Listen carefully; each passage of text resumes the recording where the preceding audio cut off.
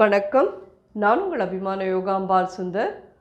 நம்ம ஆடி வெள்ளிக்கிழமை 1, 2, 3 3 வாரம் பார்த்தாச்சு. இது 4வது வாரத்துக்கான பிரசாதம்.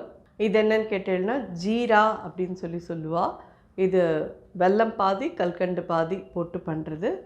ரொம்ப விசேஷமான ஒரு நைவேத்தியம். கண்டிப்பாக இதை வெள்ளிக்கிழமை அன்னைக்கு அம்பாளுக்கு பண்ணுறதுக்கு இதை நீங்கள் யூஸ் பண்ணிக்கலாம். எப்படி பண்ணுறதுன்னு பார்க்கலாம்.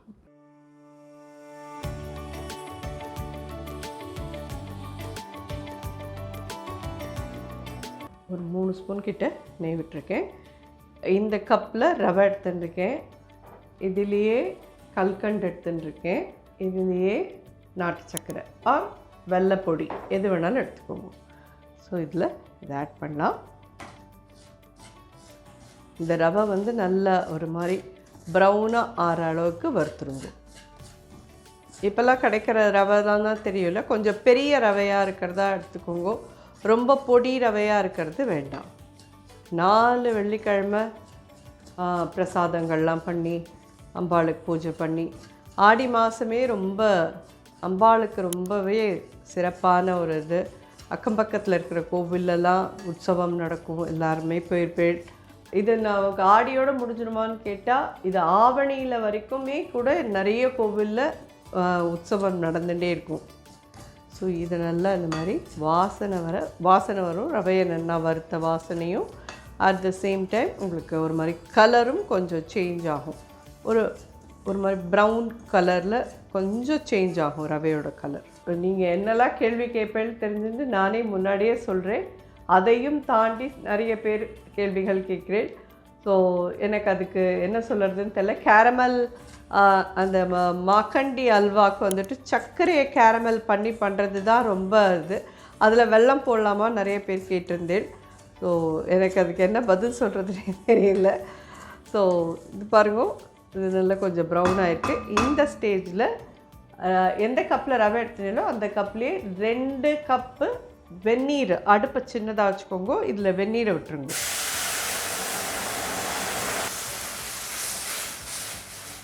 நல்லா கொதிக்கிற வெந்நீராக விடுங்க. வெந்நீர் விட்டால் தான் அது கரெக்டாக வரும். நல்லா வெந்துடுத்து. இந்த ஸ்டேஜில் வெல்லம் பொடி பண்ணது 1 கப்பு, கல்கண்டு 1 கப், ரெண்டையுமே சேர்த்து போட்டு இது பண்ணுவோம். இது திருப்பி இளகிக்கும். நல்லா அது திருப்பி கெட்டியாகிற வரைக்கும் இதை கலக்கலாம். ரவை எடுத்துட்ட கப்லேயே 1 கப்பு கல்கண்டு 1 கப்பு வெள்ளைப்பொடி எடுத்துக்கோங்க. நல்லா கரையணும். வெல்லம் கல்கண்டு எல்லாம் நல்லா கரைஞ்சி கொதிக்க ஆரம்பிக்கணும். தெரியுறதா உங்களுக்கு? கொதிக்கணும். அதுக்கப்புறம் நல்லா கலரணும். முன்னாடி 3 விட்டோம், இப்போ ஒரு 3 ஸ்பூன் கிட்ட விட்டுறேன். நீங்கள் இந்த கப்பால் எடுத்துட்டுருக்கேள் ரவை, இது எவ்வளோ இருக்கும் மாமேன்னு கேட்டீங்கன்னா ஒரு 75 கிராம்ஸ்க்கு மேலே இருக்காது. அவ்வளோதான் எடுத்து நான் பண்ணியிருக்கேன். ஸோ இதுக்கு முந்திரி பருப்பெல்லாம் கிடையாதான்னு கேட்டீங்கன்னா முந்திரி பருப்புலாம் கிடையாது. இதுக்கு இப்படியே தான் பண்ணணும். இது நல்லா கொஞ்சம் கெட்டியான அப்புறமா ஏலக்காய் பொடி பச்சை கற்பூரம் போட்டோன்னா ரெடி ஆகிடுது. விட்ட நெய் எல்லாமே கூட இழுத்து பார்த்தேன்னா தெரியும். இன்னும் ஒரு ஸ்பூன் நெய் விடுறேன். ஜோராக ரெடி ஆகிடுது. இதில் அடுப்பு சின்ன பண்ணிவிட்டு ஏலக்காய் பொடி ஒரு 1/4 டீஸ்பூன் போடுறேன். தயாராகிடுத்து. அடுப்பை அணைச்சிடுறேன். ஒரு சின்ன பீஸ் பச்சை கற்பூரம் பொடி பண்ணி இதில் போடுறேன். அடுப்பை அணைச்சிட்டேன். அதுக்கப்புறம் தான் போடுறேன். ஸோ ஜோரான ஜீரா தயாராகிடுத்து. சுவாமி நைவேத்தியத்துக்கு வெள்ளிக்கிழமை அன்றைக்கி அம்பாளுக்கு இதை நைவேத்தியம் பண்ணலாம். நீங்கள் எல்லோரும் ஆடி வெள்ளிக்கிழமைக்கு 4வது வெள்ளிக்கிழமைக்கான பிரசாதம் தயாராகிடுது. கண்டிப்பாக எல்லோரும் நைவேத்தியம் பண்ணிவிட்டு 2 பேருக்கு கொடுத்துட்டு நீங்களும் இதை எடுத்துட்டு எப்படி இருந்ததுன்னு சொல்லி எனக்கு ஃபீட்பேக் சொல்லுங்கள். நன்றி, வணக்கம். மாயவன் தங்கை நீ மரகத வல்லி நீ மணிமந்திரகாரிணியே மாயஸ்வரூபிணி மகேஸ்வரியுமானனி மலையரசன் மகளானனி தாயே மீனாட்சினி சர்க்குணவல்லினி தயாலினி விசாலாட்சினி